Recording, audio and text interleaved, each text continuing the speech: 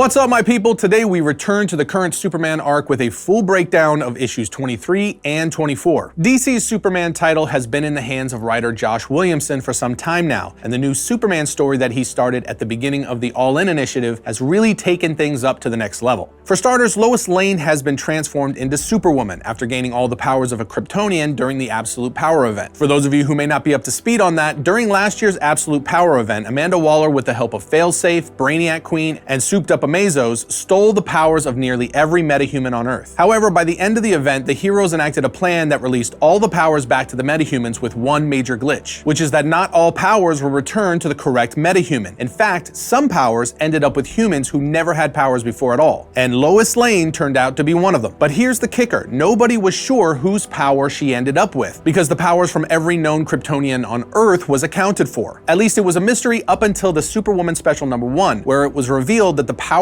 in Lois's possession belonged to General Zod, which was such a great reveal, and one that will no doubt have serious story ramifications down the line. We might even get a bit more of a tease on that in today's episode, so make sure to watch all the way to the end. Anyway, speaking of crazy reveals in this Superman run, the next one came in issue 19 when Doomsday finally broke out of hell stronger and angrier than ever, and he immediately started unleashing chaos in Metropolis, which of course set the stage for a rematch of the iconic battle between these two in the Death of Superman story. We even get a really great homage of the classic panel where Lois is crying over Superman's bloodied and lifeless body, with Superman's tattered cape waving like a flag in the background. The big difference this time around, though, is that Lois Lane Superwoman is involved and in the line of fire. However, just as Doomsday was about to attack the two of them, time suddenly stops and Time Trapper arrives to speak with Superman. Then, with everything around them at a standstill, Time Trapper tells the Man of Steel that he needs his help before dropping his hood and revealing himself to be a highly evolved Doomsday from the distant future. This carries over to issue 20, where Time Trapper Doomsday further tells Superman that he needs his help to die one more time so that he can make his final evolution and be reborn a god. He also tells Superman that he's the only one strong enough to end him at this point. However, Superman rejects the tempting offer, which causes Time Trapper to try coaxing him into it by essentially telling him, "Look, I control time, I've seen the future, and it's not looking good for you or Lois. But if you help me, I'll help you." But Supes just takes his comments as a threat against the people he loves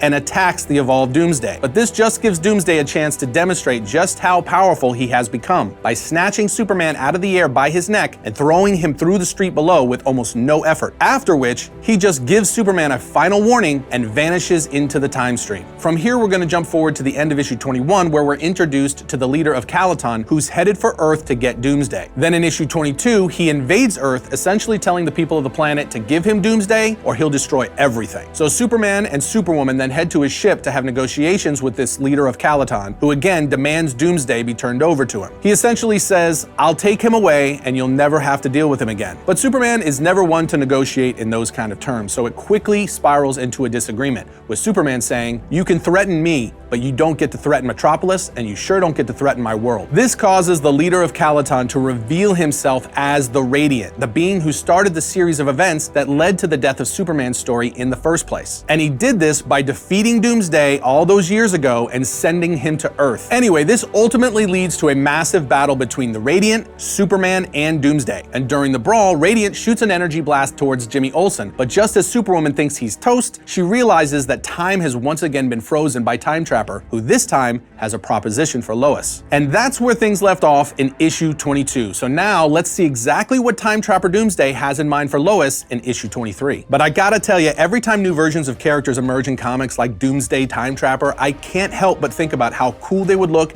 as a statue designed by one of the skilled artists at Weta Workshop. Why? Because they're some of the same brilliant creatives that helped bring the Lord of the Rings and Hobbit trilogies to life. Needless to say, we are massive fans of their work, and we're excited to have them back as sponsors for this episode with this new line of Lord of the Rings collectibles. These new Polystone miniature statues from Weta Workshop feature some of Middle-earth's most legendary creatures. And I'm personally a massive Tolkien fan, so when they offered to send over a few of these pieces, I impulsively yelled, "Yes!" Anyway, they sent over this Balrog and Moria statue, which is one of my favorite scenes of all time. Then there's the Fell Beast with the Witch King on its back, this amazing sculpt of the Cave Troll, and the Watcher in the water, which tries to make a meal of Frodo at the Gate of Moria. And each of these miniature statues captures the same magic and menace you see in the films, down to the last detail. No exaggeration, these are not just collectibles, they're actual actual legit pieces of art designed by the same artists who bring some of the most iconic films and geekdom to life. So whether you're a collector or a fan, these pieces are a must-have for your collection. You can grab yours today using our link in the description and the promo code VARIANT10 to get 10% off any of the miniature statues. And while you're on their website, Weta Workshop also offers a wide range of high-end collectible statues, authentic prop replicas, and detailed miniatures from other franchises like the Justice League, The Witcher, Warhammer, and more. So be sure to check those out as well. Just use our link along with code VARIANT10 at checkout to get 10% off the Lord of the Rings miniatures. You will not be disappointed. Alright, so Superman issue 23 starts off with time frozen just like at the end of issue 22, with Lois saying to herself, I can save them. I know I can save Jimmy and Silver Banshee. Even if I stop the one blast, Radiant can continue his blast, but I know I can stop this. Time Trapper then says, are you trying to convince me or yourself? To which she responds, what do you want, Time Trapper? First you come to my husband offering him some twisted deal. He turns you down, so you come to me? He answers, did you know at the moment your husband took my life the last time, I heard not his fist cracking my skull or the sound of my body crashing into the earth? It was the sound of you, your tears, your howls of grief, and now we are here. Look, this is just the beginning of the dark future to come. There will be many more tears. If you help me, I will give Superman a better future, one of hope. And as he's saying this, Time Trapper and Superwoman are looking on at the frozen chaos of Superman, Doomsday, and Radiant and his army all fighting each other. Lois then tells Time Trapper, you're not making a convincing argument, but he responds, and consider this, I can show you the future. I can even show you the exact moment of your death. Of course you want to know. The great Lois Lane, the Inquisitor of Truth, take my hand and I'll show you everything. But she just slaps his hand away and then punches him in the face saying, yeah, no. He then just glares at her and says, you dare? Do you have any idea what I could do to you? To which she responds, you're right, I did cry when Superman died. Who didn't? But those tears were not just about his death. They were because he died doing something he hated, something he never wanted to do. Take a life. You pushed him to that. You have all this power and control over time, and yet here you are like some kind of time-traveling devil offering us our dreams in exchange for our souls. And that's made me realize something. You need us. So just cut the crap and do whatever it is you're gonna do. At this point, Time Trapper pulls up his hood and says, as you wish, your loss. However, I gave your husband a few extra moments before our time restarted so that he could save you from Doomsday's attack. I will grant you no such mercy. He then snaps his fingers and unpauses time with Lois screaming no. With the blast from Radiant about to hit both Jimmy and Banshee, she flies in trying to save them. But she's unfortunately not fast enough and the blast hits all three of them. And on the next panel, we just see Jimmy's camera fall to the ground and smash into pieces. From here, we're taken back to Superman, who is still battling Radiant and his red levels are surging. We see Soup scream, get out of my city, Radiant, before calming himself by saying, stop, no, this isn't me, I can control the anger. We then see Radiant, who is flying above Superman, saying, then direct it where it should be, Superman. The centuries of pain and ruin caused by Doomsday. Open your eyes to the truth so you may finally see that the monster is mine. Radiant then takes off after Doomsday saying, you have taken so much from me and so many others, no more. We then see that Time Trapper is still present and watching it all go down from above. And when he sees Radiant, he says to himself, perhaps I have chosen the wrong champion. At which point Superman spots Time Trapper and grabs him by the cloak saying, what have you done? And with his red levels already at high levels, he starts punching and beating Doomsday Time Trapper repeatedly. But remember, this is what Time Trapper wants anyway, so he says, yes, Superman, give me your rage, which I'm gonna be honest with you, sounds a little bit like an innuendo, but we're gonna skip that. At this point, we're taken to Lena and Lex Luthor as Lena tells her father, it's chaos out there. He responds, I know, but I almost have it. A way to put a stop to all of this. It's risky, but Lena, help me find a suit. Then on the very next page, we get a wide shot of the battle going down in Metropolis and see the true scale and chaos of what's going on. We see both Supergirls battling Radiant's army, Steel's even in on the battle. We also see Superman actively fighting Radiant and Doomsday fighting everybody. Then in the background, Lois is just looking for Jimmy in the rubble. And while she's initially unable to find Jimmy, she is able to save a mother and her child from falling debris. Then on the very next page, we see Lex arrive with the suit that Lena picked out. He then lands on top of a Supercorp jet while holding a massive cannon he's been working on and says, we need to get Doomsday, Radiant, and his army into the sky and away from any civilians. Mercy then chimes in over comm saying, you got it, boss. As she flies the jet, he stands standing on into position. But Superwoman flies up to them saying, "Wait, Mercy, Superman is still in the fight." So Lex looks at her and says, "Then hurry, Superwoman." So Lois flies towards Superman, taking him away from Time Trapper, saying, "Sorry, honey, we gotta go," leaving Time Trapper really frustrated and angry because he almost got what he wanted. We then see Radiant blasting Doomsday and saying, "Why won't you die?" But he quickly notices that Superman and his allies are getting out of there, and he asks himself, what are they doing? We then see Time Trapper saying to himself, "Remember, Superwoman, this is only the beginning. Time is on my side." We then see Mercy tell Lex Luthor that Superman is clear, and Lex gets into position. But before Lex is able to fire, Radiant attacks, saying, "No, we're so close." But Lex unleashes a blast from his cannon at both Radiant and Doomsday anyway. At which point we see Lex holding up a jar saying, "If Brainiac's bottles can hold Kryptonians and Zarnians, they can hold Doomsday." And this is where we realize that Lex just used Brainiac's tech to shrink Radiant and Doomsday and trap them in a glassed bottle. Superman and Superwoman then fly up to Luthor, and a very battle-worn Superman says, "You sound confident, Luthor. Radiant and his army are trapped in there too?" Lex replies, "Time is slowed inside the bottled city, my friend." But Mercy chimes in saying, "If Doomsday dies because of time slowing down, who knows what kind of powers he'd resurrect with?" And this obviously causes concern for both Superman and Superwoman, which leads Superman to say, "This was a mistake." But Lex replies, "What other options did we have? I saved us." Superman asks, "But at what cost?" To which Lex replies, "There's always a cost. You know that." So in typical fashion, these two are really starting to butt heads, but Lena flies up with a jetpack and says, "Stop. How can you still argue about this now?" She then tells them that Jimmy Olsen has been hurt. And from here, we're taken to the hospital where Jimmy is in critical condition with his girlfriend Seoban by his bedside. The camera then pulls out and we get a wide-angle shot where we see Clark and Perry are also there. As Clark says, the doctor said he'll recover, but his hands will need some time. Perry then asks where Lois is, and Clark tells him she got hung up at the office. She'll be here. But we are then taken to Lois in her Superwoman suit hovering over the hospital building in utter despair because of what happened to her friend Jimmy. We then see Clark fly up to her as Superman saying, "You should go in, honey." And as he hugs her, she says, "I treated these powers like it was all fun and games, but it's not, and Jimmy got hurt because of that." Clark then tells her, "I've felt these things before too. We can train more. We can spend more time with the powers." But Lois tells him, "It's not that, Superman. I think I need..." But before she can finish, a voice off panel says, "Hey," as we see it's Silver Banshee, who then uses her Banshee cry to blast Superwoman and Superman, saying, "This is all your fault." She then points at Superwoman and says, "The man I love is in a coma because he was trying to get a picture of you." Lois then tries to respond, but Silver Banshee just replies, "Don't. Supercorp has been protecting your identity, so you must be someone special, but I don't care who you are. Just know this, you have your first archenemy," as Silver Banshee then flies away. The now stunned Superwoman asks Superman, "Should I go after her?" But he says, "Let her be upset," as Superwoman responds, "Is this the start of what Time Trapper was warning us about? It wasn't about Doomsday or the aftermath, it was about us? Do our choices bring this dark future he keeps talking about?" Superman then asks, "What do you mean?" And she replies, "Superman, Clark, for the first time in my life, I'm afraid of the future." And it turns out she's right, because from here, we're taken to space and General Zod's ship. Yes, we're finally getting more on his return, which was originally teased at the end of the Superwoman special I mentioned earlier. Anyway, back on the ship, we see that Zod is having his body scanned by members of another alien race,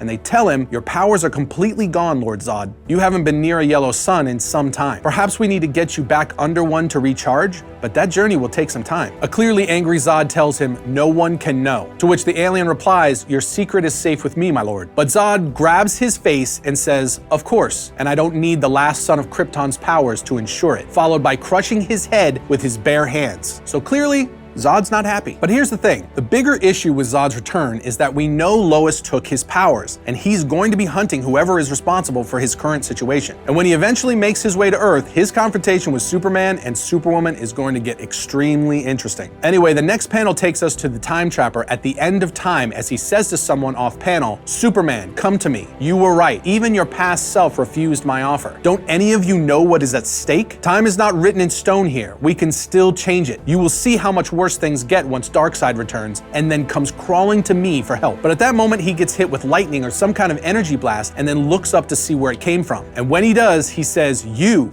Anyone but you." And we see this person from off panel say, "You messed up, Time Trapper. You tried to work with the wrong side. We'll give you what you want, but first I will rip from your mind everything you know about this Superman." And on the final page of the issue, we see that it is several members of the absolute version of the Legion of Superheroes, Darkseid's Omega Legion. including absolute versions of Lightning Lad, Colossal Boy, and Saturn Girl. Now, for those of you who haven't read DC's All-In special back in October of last year, or watched our video on it, which you can find right here, this is actually not the first time we're seeing Darkseid's Legion, because in that supersized issue that kicked off DC's All-In era, we see Darkseid create the Absolute Universe. Then on the very last page of the issue, he looks at his creation and says, "Finally, I have my army, my Legion," followed by a splash page that revealed Darkseid's Absolute or Omega Legion. And these three members of his Legion have re-emerged at the end of Superman 23 to seemingly take control of Time Trapper Doomsday, which is making quite a statement about how powerful these guys are, because this version of Doomsday has already demonstrated that he is insanely powerful, to the point of manhandling Superman in issue 20 of this run. So for Time Trapper to be scared of them, you know they have to be incredibly powerful. But it's also important to note here that on this same final page of issue 23, we are told that this portion of the story will continue later this summer. Most likely issue 26 or 27, but that leads us to Superman issue 24, which is titled A War on Two Fronts. The issue opens up with Superman and Superwoman returning to the Supercorp building as Superman tells Lois that Mercy has asked to see them and that it was urgent. But when they arrive, they are startled to find Lex and Mercy kissing. Superman interrupts by clearing his throat, which startles the two of them, and Mercy nervously says, "You're early." Superman responds, "We travel fast. Is this what you wanted to talk about?" But Mercy steadies herself and tells him, "Frankly, our relationship is none of your business, but Supercorp is." But Superman is understandably confused by this and suggests that they have bigger issues to discuss, like the fact that they have Doomsday, the Aftermath, and Radiant frozen in time in the Bottled City. Lex then jumps in and reassures Superman that the Bottled City is stable and their chances of escape are low. He then goes on to say that after he helped Mr. Terrific with the Omega anomaly, his memories have been slowly returning, and that it's given him some ideas on how to deal with this particular problem. However, Superman still does not trust Lex and questions whether his ideas involve indefinite detention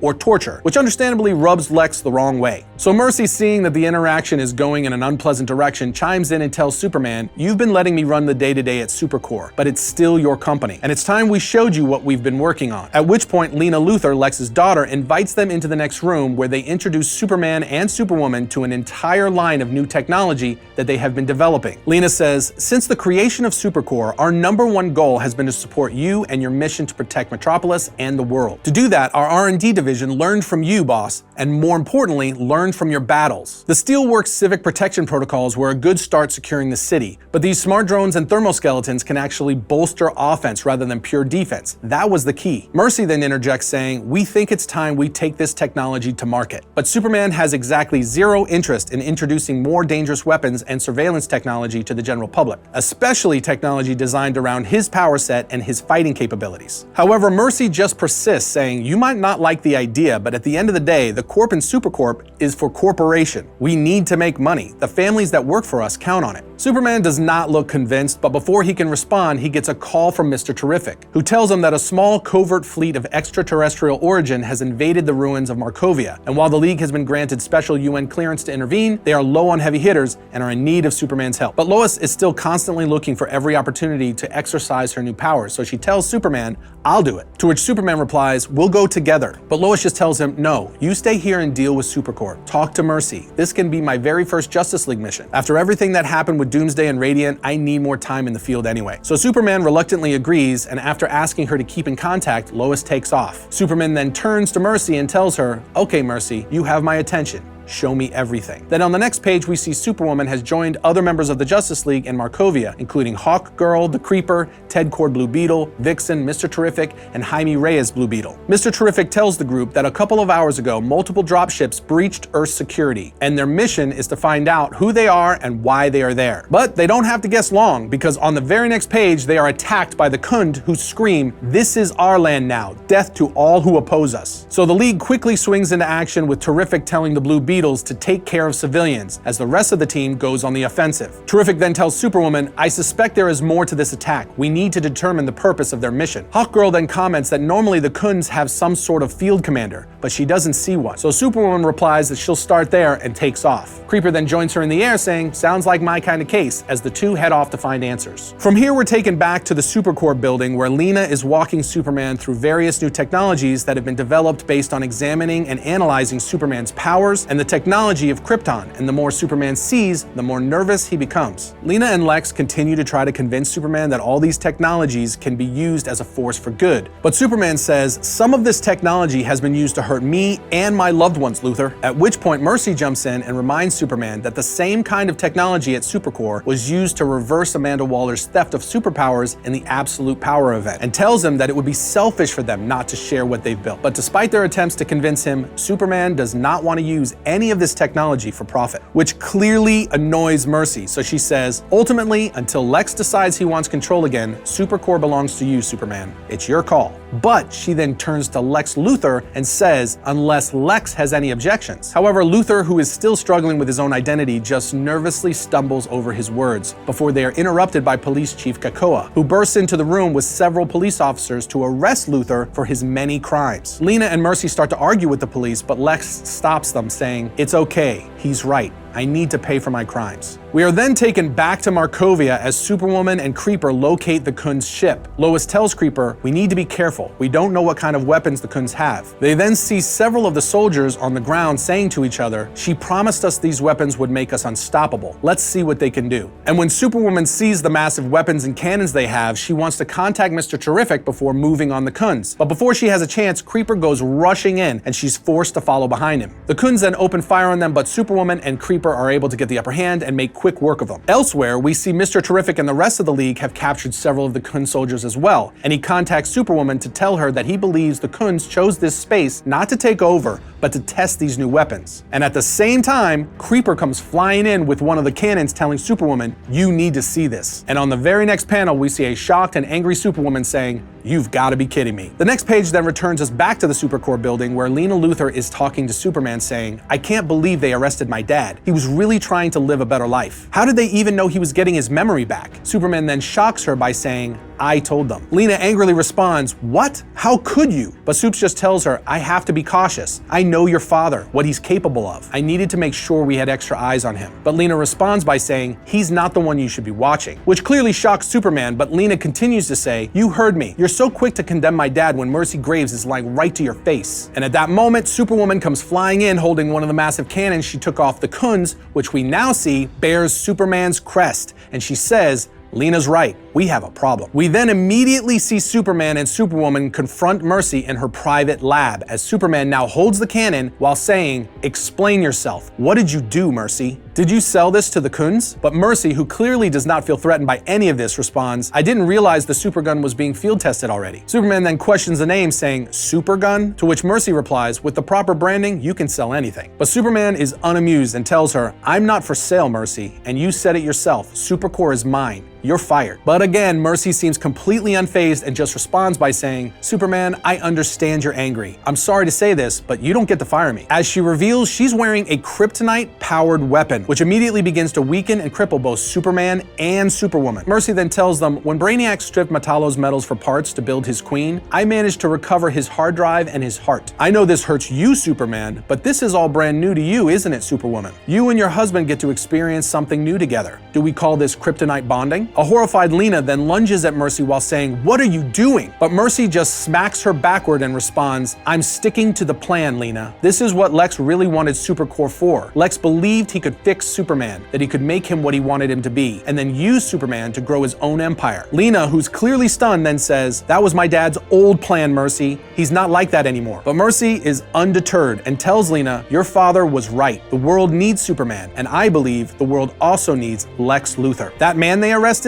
he can't get the job done, so I built a new one. And as she says this, on the final page of the issue, Mercy opens the cryo chamber behind her to reveal a superpowered Lex Luthor clone, with Superman and Superwoman still reeling from the exposure to kryptonite. But there you have it, my friends, Superman 23 and 24, and everything that sets the table for the supersized issue 25, where Superman will deal with Mercy's betrayal and face this freshly revealed, souped-up Lex Luthor. Having said that, there are obviously a lot of other big picture issues left to resolve as well, with Superman's red kryptonite infection problem growing, the situation with Doomsday and the Radiant still unresolved, and the return of Zod looming as Lois is in possession of his Kryptonian powers. So the next few issues are going to be very busy. story. In fact, for Superman 25, DC says the issue will bring together the last 2 years of the Superman title, while also setting up a brand new storyline and connecting to the Summer of Superman, which of course has James Gunn's Superman movie as the headliner, so there will be no shortage of great Superman stories this year. And as always, we highly recommend you pick up all these issues at your local LCS so you can get the full story the way the creators intended and support the incredible work they do. Anyway, now it's over to you guys. What do you think of everything going on in the Superman title? Let us know down in the comments. Other than that, we'll see you next time when we talk about all things comics.